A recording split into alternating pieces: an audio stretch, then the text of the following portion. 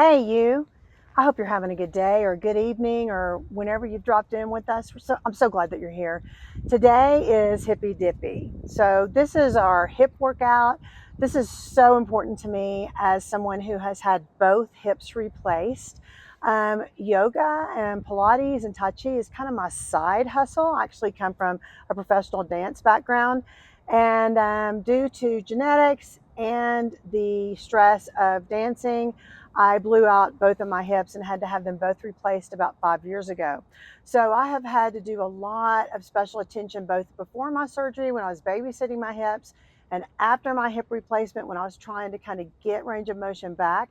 So I take hip work super, super serious. So we're going to start today, and you're going to see I've got some props stacked up here. I think sometimes when you're working out, props can be very intimidating. Please don't ever feel like you need to go to the store and buy a bunch of stuff because that's really not necessary. Most of the things you need are probably laying around your house. Props are used to help you get the most out of different positions and different stretches. They should not be intimidating. So we're going to start with a cross leg stretch. So we're starting out seated today. Obviously, I'm sitting on the ground.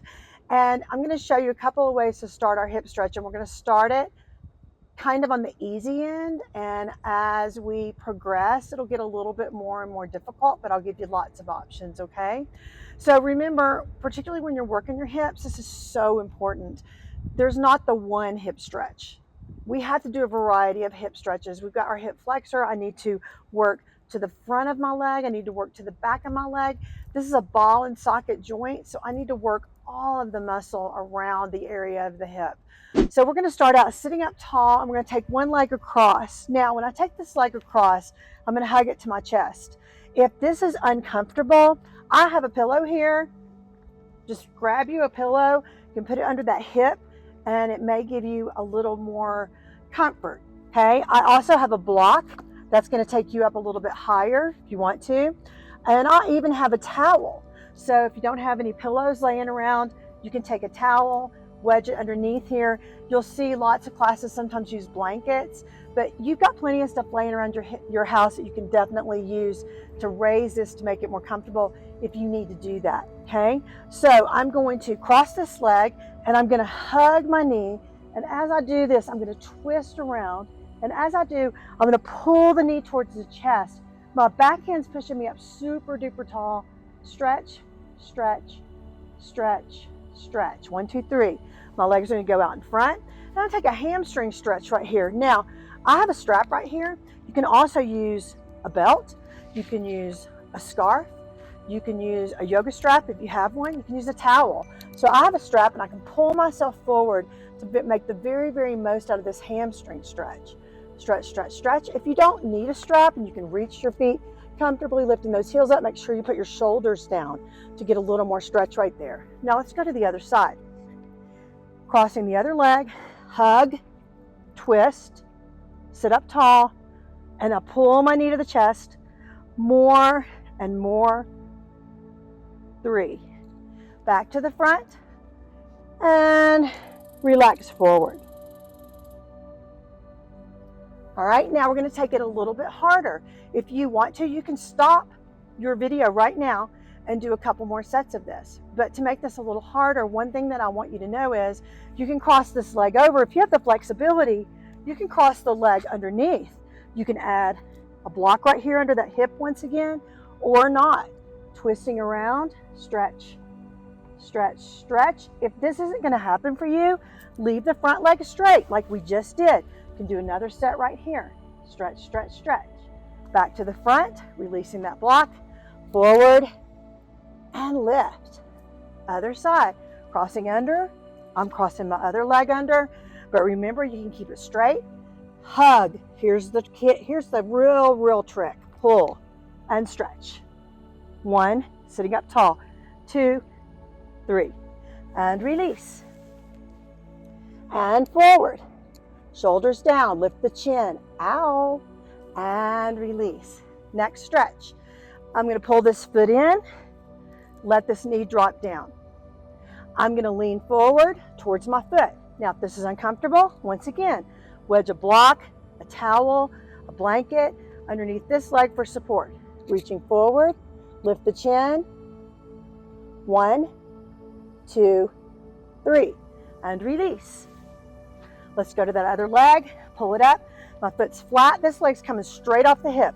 So you can see I still struggle with this hip flexibility, and that's okay. All right? And forward and stay. 1, 2, 3.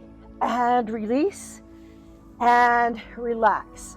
So I don't apologize for my lack of flexibility in my hips. I'm very grateful to be out of pain. So I do what I can. Now, the next thing we're going to do is a child's pose stretch. I found out that when I was babysitting my hips, I neglected my quadriceps for stretch. So you're going to sit back. You're going to let those arms go out in front and stretch way out.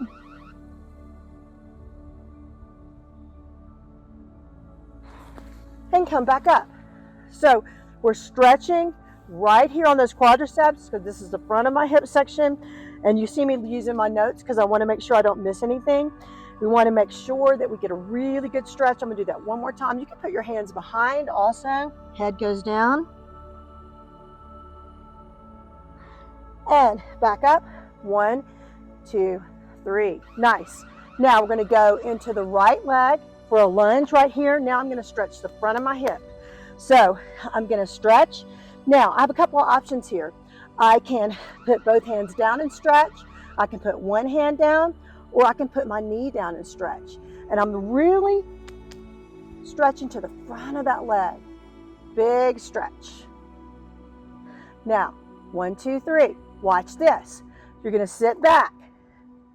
Stretching once again this quadricep on the left leg.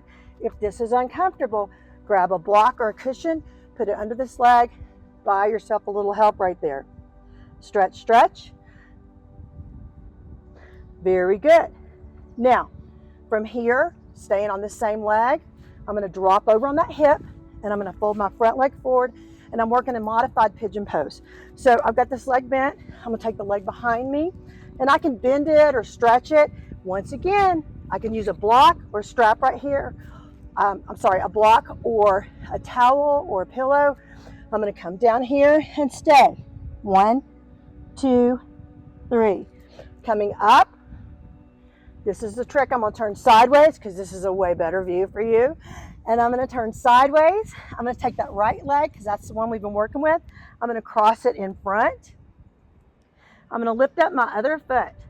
Now, I'm going to push the knee and I'm going to pull the foot and pull. 1, 2, 3. Release and relax.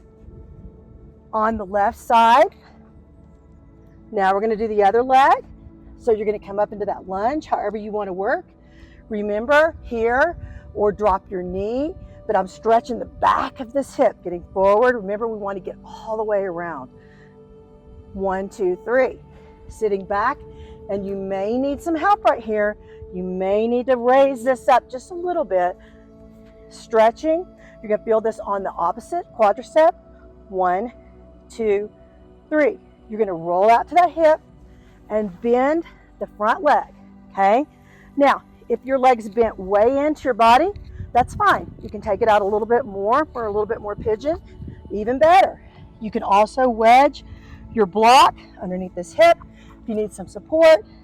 1, 2, 3. From here, once again, giving you my best view.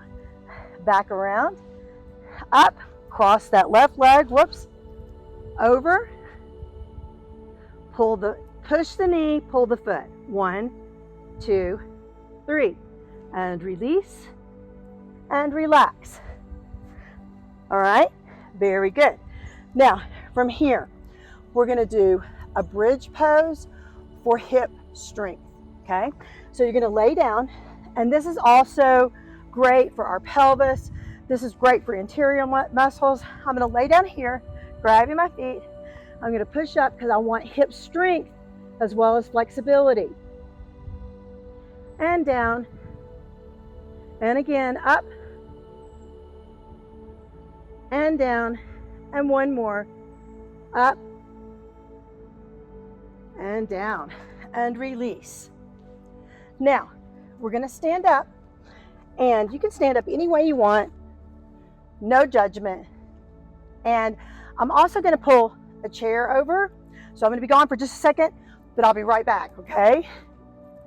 So grabbing my chair, if you're somebody who's struggling with strength, because when we're working with our hips, we have to stretch and strengthen.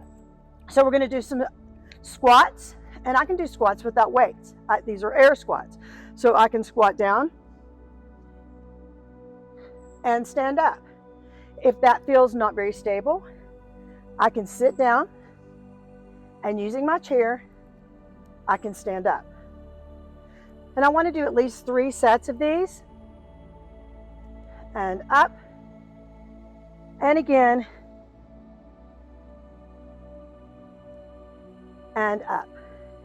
All right, so remember, chair is always an option. Okay, you can always have that handy, and just doesn't matter. You can hold on to your counter or whatever you have to make you feel more comfortable. So we want strength and we want stretch. So here's another stretch. Standing, take one leg across. Okay, lift up, big stretch. Lift up, slight bend in the knees. This is hard. Forward and up. Standing, you're going to take the other leg across. You're going to stretch over. So I want to go all the way down the body to the hip. Stretch, stretch. Up. Now this is hard. So if this feels uncomfortable to you, stop right here. Or I can go over and come back up, releasing those feet. All right. So the last thing we're going to do is a seated eagle pose. So I've never seen an eagle do this, but there's lots of different ways to do it. You're going to cross one leg across. All right. You're going to sit down. And this is also balance. I'm going to come up here, and I might want my chair because it might just feel a little too sketchy. Take this leg across and sit down into that hip and lift up. Other side. Cross your foot, hands together, and down, and come up, crossing that leg, and you can put a hand on the chair or not, and sit, and up, and release. All right? Very good, guys. So we're gonna do that one more time. Little tricky, okay? Cross, sit, up, try to balance if you can. If not, hand on the chair, push this knee down.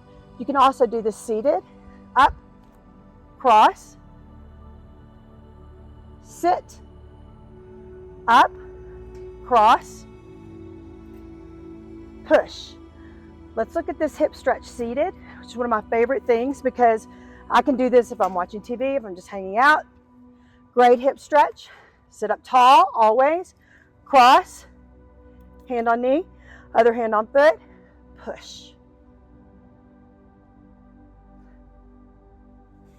Other side, lift up, pull, and push.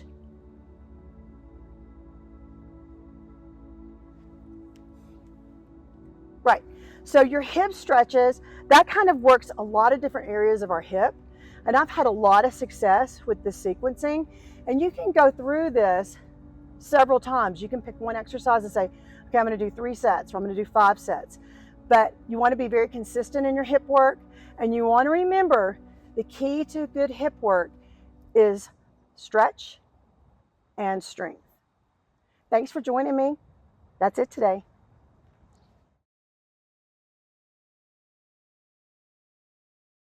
So another question that people ask often is, what am I supposed to do if I get hurt?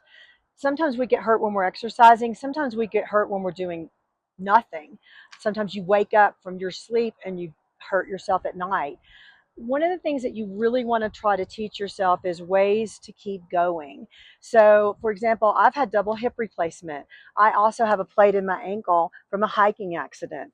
And one of the things that I had to do in my recovery from both of those different things, and my hips were due because I am a retired professional dancer and I did eventually just blow my hips out, is I had to learn that while I was going through hip recovery, that I could still work my core. I could still work my arms. There were areas of my body that I could still work. When my ankles were injured, and actually I broke both ankles at once in a hiking accident. It's embarrassing, but it's true. And I could, once again, I could work my arms. I could work my core. There were certain things I could work with muscle mass. So when you are hurt, one of the things you want to ask yourself is, yes, this is wrong, but what can I do? I think lots of times people get hurt and they stop everything and then they have to start all over again from the beginning. And that's exhausting and a little bit overwhelming. So ask yourself if something's going wrong, if you've got a sprain or a strain or a little bit of discomfort and the doctor has given you, approval to keep going. What can I do? And figure it out.